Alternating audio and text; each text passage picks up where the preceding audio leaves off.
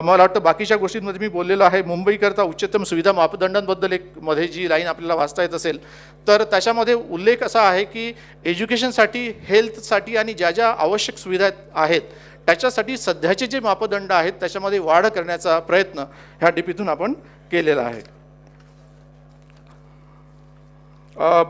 परत त्या स्लाईडमध्ये त्या गोष्टी रिपीट होतात ज्या मी मगा म्हणालो.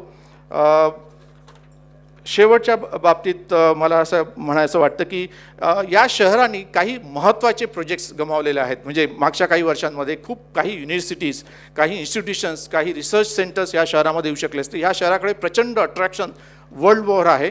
परंतु जर कोणी तुमच्याकडे आलं आणि त्यांनी सांगितलं की मुंबई महानगरपालिकेला किंवा सरकारला की मला 50 एकर जागा द्या तुमच्याकडे, मी एक इन्स्टिट्यूट इथे उभे करतो ज्याच्यामध्ये मी 1000 कोटी रुपयाचं इन्व्हेस्टमेंट करतो, अशी कुठलीही व्यवस्था आपल्याकडे नव्हती. ती ह्या माध्यमातून डीपीच्या माध्यमातून आपण जवळपास 100 हेक्टर जागा उपलब्ध करून देतो आहे, ज्याच्यामध्ये एक मोठा बदल ह्या शहराच्या ज्याच्यामध्ये म्हणता येईल की इकॉनॉमिक फोर्समध्ये होण्याची शक्यता आहे. एक शेवटचं फक्त वाक्य बोलतो आणि माझा वेळ संपवतो की एक पहिला प्रयोग या देशामध्ये मुंबई महानगरपालिका ह्या माध्यमातून करणार आहे, जो पार्किंगचं प्राधिकरणाची व्यवस्था आपण करतो आहे. पार्किंग हा या शहराचा अत्यंत मोठा प्रॉब्लेम, ट्रॅफिक हा या शहराचा अत्यंत मोठा प्रॉब्लेम अकराळ विकराळ स्वरूप धारण केलेला आहे, हे सगळ्यांना माहिती आहे. पार्किंगच्या प्राधिकरणातून एक मोठी भूमिका मुंबई महानगरपालिका या शहरासाठी त्यांच्या लोकांच्या सुविधेसाठी निर्माण करू शकेल.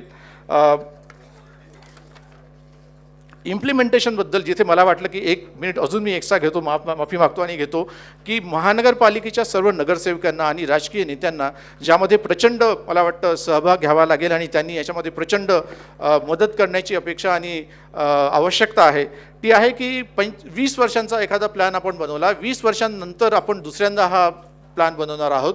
आत्ता केलेला 20 वर्षाचं प्लॅन कसा आपल्याला राबवता येईल ह्यासाठी आपण पंचवार्षिक एक योजना त्याच्यामध्ये प्रस्तावित करतो आहे की प्रत्येक 5 वर्षामध्ये आपण ॲक्विजिशन आपल्या डीपी डेव्हलपमेंटमध्ये काय काय गोष्टी करू शकू आणि मग त्याला प्रत्येक वर्षामध्ये कन्व्हर्ट करून प्रत्येक वर्षी आपण डीपीमधलं नेमकं काय करणार आहोत ह्याच्यासाठीच्या एक इम्प्लिमेंटेशन टीम डीपी डिपार्टमेंट तयार करणार आहे.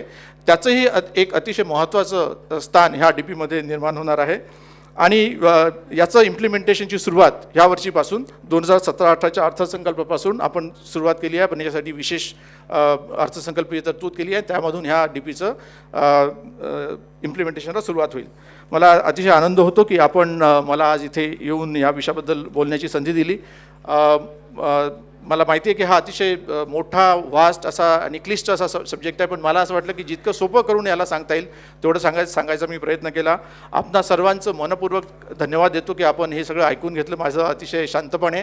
आणि ज्या टीमनी मला हे तयार करायला मदत केली ते आमचे दप्तरदार, आमचे कांडलकर, मोरे, ही सगळी मंडळी जी डीपीमध्ये ह्यांनी प्रचंड मोठं काम केलं आणि खास करून झा साहेब आणि आयुक्त अजय मेहता साहेब ह्या सर्वांचे धन्यवाद देतो की त्यांनी मला ही संधी इथे आपल्यासमोर बोलण्याची दिली.